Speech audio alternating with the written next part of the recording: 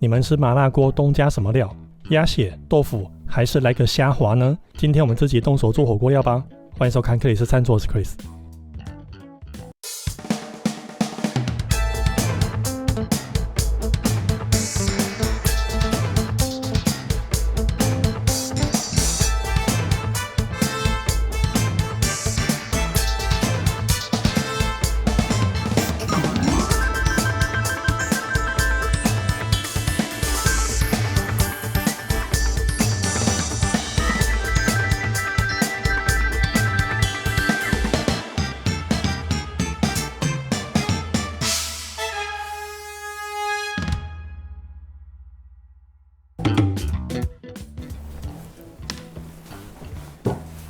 今天既然要煮麻辣锅，那必然少不了汤底了。所以今天带来的是德庄火锅的麻辣锅汤底。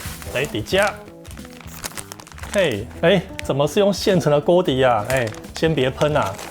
煮火锅可是从锅底到汤料都是门学问。我们今天要着重在火锅料的制作。在中国的饮食文化中火锅就分成南北两派。北方汤头清淡，不添加大量香料，比较注重在肉质跟蘸酱。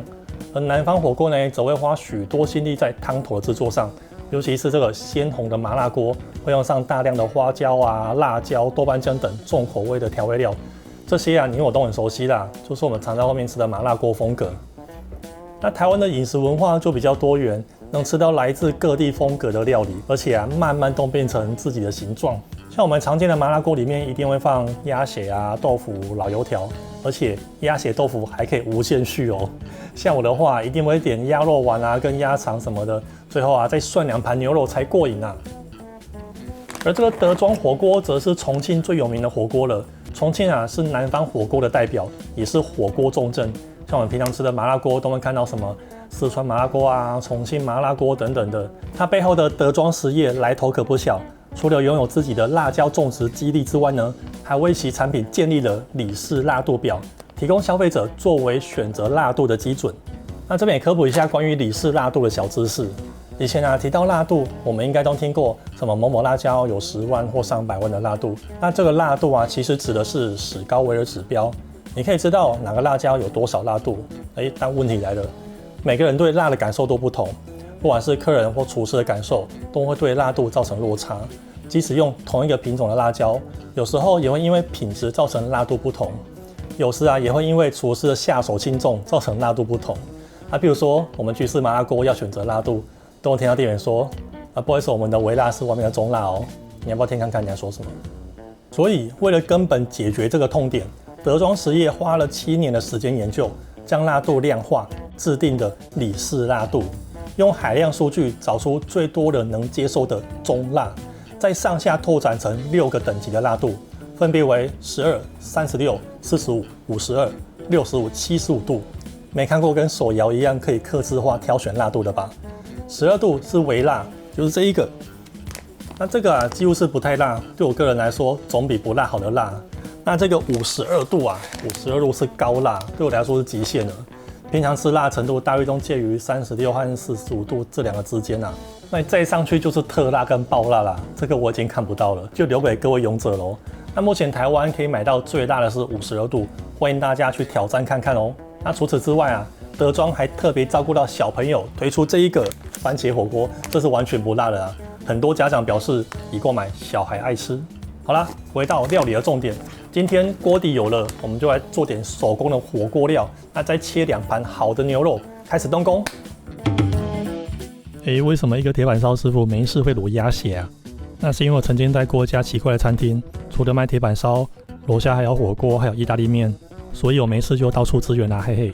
而且我本身超爱吃鸭血，所以支援火锅部对我来说简直是天堂至于卤汁很简单，只要把火锅底料加点变化就可以了。板豆腐开成6块。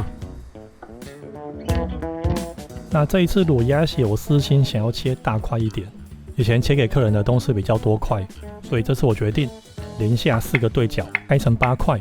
你们可以画个井字开成9块，但也不要再小了，太小吃起来不过瘾切好的鸭血要泡水，因为它很柔软，泡在水中比较不会受伤。烧一锅开水，下点盐，板豆腐跟其他的豆腐料理一样，要让它吸收其他味道之前，要先把自身里面的水分排出来。尤其是板豆腐，它的豆味或者说是石膏味比较重，但是不用担心哦，这是食用级的石膏。借由水煮让豆腐受热产生压力，加上盐可以帮助渗透，大概煮个5到10分钟就可以把豆腐撑大。静置一会，你就会发现豆腐会像削风一样，有点扁塌塌的，这是因为它排掉了很多水分。静置5分钟后，我们再回锅操作一轮，如此反复就可以撑大它的毛孔，后续就能吸收更多的卤汁。看看现在的豆腐又更扁了，而且摸看看质地也变得更扎实。接着把鸭血放进滚水里面烫一下，保持大火，鸭血全部丢进去以后会自然降温，直到锅边开始微滚就马上捞起来。这一步只是要把表面的腥臭味烫掉。鸭血跟豆腐一样都有大量的水分，所以我们离开容器后就得泡水，包括烫完也是，换一盆新的水泡着。再包52辣度的底料，隔着袋子仿佛能感受到那火辣辣的感觉了。哇，好香啊！卤鸭血用的不用太多，差不多半汤勺的量就好，因为这是要卤鸭血豆腐用的，不可能全部都用麻辣锅去卤，这样颜色不够深，而且卤东西得提高咸度才能卤得够入味。所以我们以前的做法就是火锅底料加酱油，没错，底料主要是取香料，所以不用太多，大多是以酱油来调色跟做咸味。再加水，放一把葱，上炉台煮滚式味道，有锅底的香气还有足够的咸度就好了。再把豆腐丢回去，盖上盖子，关小火卤30分钟。看吧，豆腐又再度的肿胀了。不过这次不同的是，它里面的毛孔是完全吸收的卤汁哦。这时鸭血就可以下锅了，开大火快速加热，直到锅边开始微滚的时候就关火，然后盖上盖子，浸泡1个晚上就可以用了。没错，卤鸭血就是用泡的，而且也因为卤汁里面有足够的酱油，豆腐卤出来颜色才会够深哦。你可以观察一下每次店员补给你的豆腐，还有你锅里的汤色就知道了。那如果是夏天，你可以半盖盖子，让它快速降温。但通常一夜用我们不会放到隔天啊，都是早上卤，晚上用，晚上卤完隔天用。等浸泡时间到了，再重新加热就完成了。好啦，这是稍微比较简易版的卤鸭血啦。空间允许的话，我通常会建议豆腐跟鸭血分开卤，不然大多的时间都是在等待而已。总之，重点是要有耐心，小心对待它们，不要让它们破掉。该肿胀的肿胀，该冷静的冷静。做丸子最基础的概念有2个：加盐、保持低温。低温可以避免生菌成长，而且可以帮助油脂乳化；而盐可以改变蛋白质结构，让它产生粘性。这点在你平常抓腌肉片的时候就能感觉到了。买整只鸭回来做鸭肉丸，是我觉得最实用的技能了。因为你只需要用半只就好，剩下半只你还可以煮个酸菜鸭，而且鸭跟鸡都是禽类，构造差不多，入手门槛不算太高啦。但有个问题来了，全鸭要去哪里买？这个很简单，你去传统市场有卖鸡肉的摊子，多问几家就有，因为很少单独卖鸭的摊子，通常会跟鸡肉摊一起卖。但不幸的是，我买的时候摊子上剩最后一只了，这只鸭有点瘦啊，我忍不住跟阿姨抱怨鸭没肉，阿姨这才算我便宜一点，把鸭眉肉的腿抬高，屁股切起来，从鸭胸中间下刀剖成2半，取下鸭腿，取下鸭胸，去皮。鸭腿有很明显的纵向筋膜，我们得逆纹把它切开，不然筋有可能会绞不断哦。鸭胸也一样，在有筋的地方多划几刀就好。想看我拆全鸭的，在底下留言告诉我吧，这边就不赘述了。然后我依照轻肉的重量配上1/3的皮，220公克，大概对上70公克左右的鸭皮。肉衬好进冷冻冰1个小时，我们得在低温下操作。盐的重量可以抓在轻肉的2%到3%都可以，这都不会太咸。拿出食物调理机，先单独放入鸭皮，打碎，慢慢的会发现它跟奶油一样化开，并且开始乳化。再丢入鸭肉，撒上盐、糖、胡椒，继续打碎。而我们做这种禽类的丸子，它的弹性一定会远不如猪肉或牛肉丸，所以我们可以留一点，像这个还有颗粒状态的绞肉，我们留一点起来，最后再拌进去增加口感。剩下的继续打，我们这时候得加入冰块继续打，维持低温。一段时间后，它会越来越顺畅，慢慢的变成泥状。搅成泥状之后，就可以加入太白粉了。这边我就直接兑点水化开，这样子比较好搅散。记得有加入水，一定要用到冰水哦。加入刚刚拿起来的鸭脚肉，努力再拌个3到5分钟就可以了，让肉泥跟绞肉充分混合。直接烫一颗试看看，剪开来看看，鸭味好浓啊，而且触感蛮软的，试看看吧。哦，不错，肉泥的感觉绵密，且最后加的鸭脚肉发挥很大的作用，口感很棒啊。所以我才觉得，与其增加粘性，不如花点心思在绞肉上，增加一点惊艳的口感。捏丸子你可以准备一点水或油，或者混合都可以。如果觉得粘手，沾一下就好。抓一把肉泥在手上，运用拇指把肉泥磨出一个光滑面，再顺势与食指连成一个圆圈，把肉泥挤出来。好啦，肉丸就是这样子捏出来的。像这样子不断的用拇指把表面抹平抹光滑，捏出来的丸子就会漂亮啦。好了，手工的鸭美肉丸就完成了。由于鸭肉丸生的是粉红色，所以有些比较高档的火锅店提供的鸭肉丸就是生的，因为上菜好看也吸睛嘛。而且也能让你知道这批鸭肉丸够纯。捏好的生鸭肉丸不要在室温放太久哦，赶快封上保鲜膜放冷冻，小心不要压到哦。虾滑跟鸭肉丸的做法大同小异，因为你只需要剥壳开背去肠泥。这边我用了5只虾，大约可以做出1份的量。这边我们取3只虾拿来做虾浆，但由于虾子没有油脂，所以这个时候就用到猪背油啦。这可以让你的虾浆更滑嫩一点。理想的猪油跟虾肉的比例大约是1:8到10都可以。剩下2只虾切小块，这就不能当绞肉处理了哦，用手切口感比较好。好啦，这边跟刚刚的虾肉一起放冷冻1个小时。这次我就把虾肉跟猪油一起打了，因为这个量太少，分开打真的很难进行啊。再加入3%的盐、1%的糖，还有少许胡椒，继续边调整边打成泥状，并且比照鸭丸一样加入冰块继续打。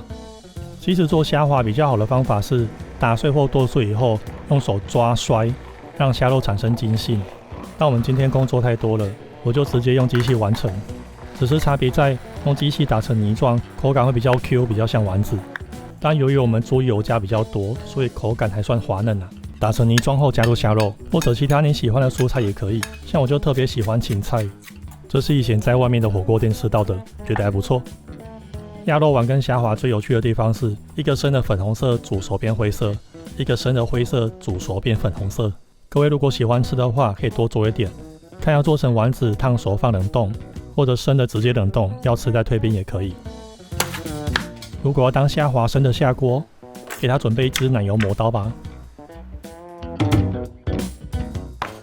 牛肉今天用的是板腱，也有人称作嫩肩里脊，它是一个 CP 值非常高的部位，它可以是平价餐厅的高级肉，也可以是高级餐厅的平价肉，而且油脂少，筋也不算厚，损耗相对少，唯一会损耗就是表面这块油啦。但是一般火锅店是完全不修，连这块油一起刨下去。你也知道火锅店都是透光薄片嘛，所以一点油不碍事。而且这条肉还是旁边的一组家庭客人，妈妈说太硬了不要，往旁边一扔，我赶紧接手。我摸一摸，这条油最薄，就很开心的抱回家了。板腱总会有一端比较厚，一端比较扁，厚的那端从侧面看，中间有一条很厚的筋啊，这个像胶质一样的状态，这就是筋。板腱的筋有个特性，只要不要太厚，烫一烫都蛮软的，很好入口。表面的筋更不用说了，它们很薄。给各位看一下，这个秋 S 级的表面就有这种油花了，所以才说这块肉 CP 值很高吧。先把表面的油块修掉，毕竟今天的肉片是手切的啊，我可没办法跟机器切的一样薄哦。去除油块的肉，我们先放冷冻，等它硬一点再来切片。而一整条肉我才修下这一点油，真的是感谢那个家庭的拱手相让。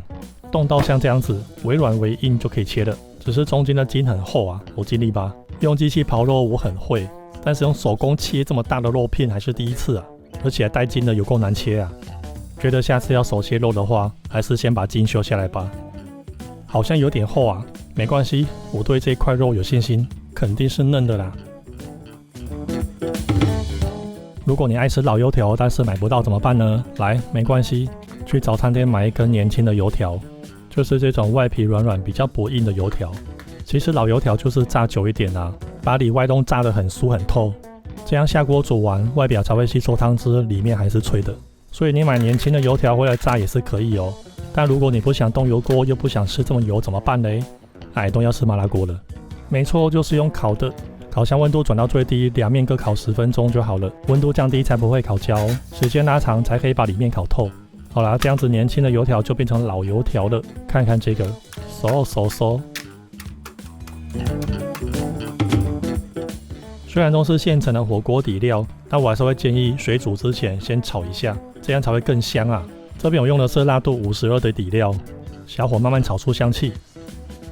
我这边加入的是大骨汤哦，就是猪骨。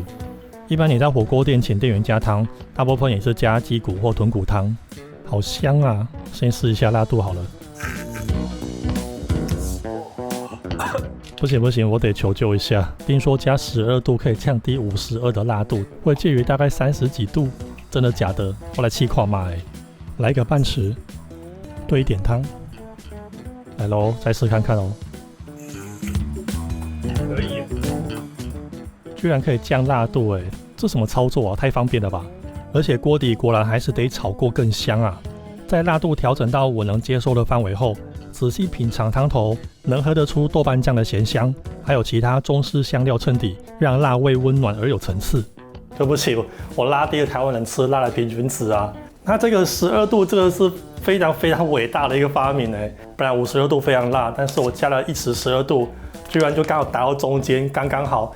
很神奇，一样是麻辣锅底，那些香料都有，但是它辣度比较低，就不会像你在外面吃麻辣锅，你跟店员说太辣他就帮你把辣油捞一点起来，但是呢，油捞起来不香，加高汤下去也稀释，所以我真的觉得，哇，这个12度太厉害了。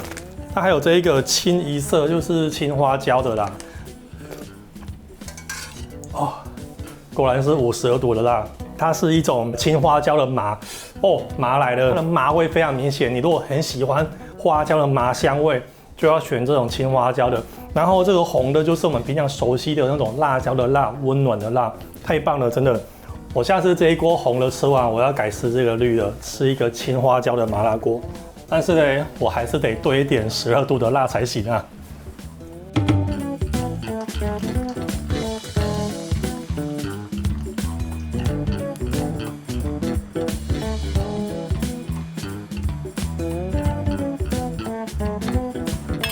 好了，准备一点简单的蔬菜盘，吃火锅喽！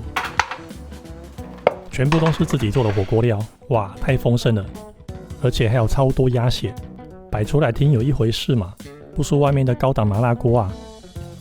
这几年我吃火锅的蘸酱已经定调为白醋、萝卜泥还有葱花，算是为我的人生口味做了个总结哦。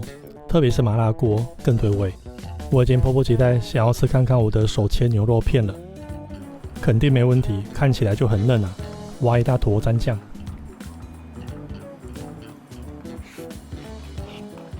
哎呦喂啊，超嫩啊！虽然切的有点厚，但是一样超嫩，这样吃实在太爽了，大满足。这肉根本是烧肉店的厚度啊！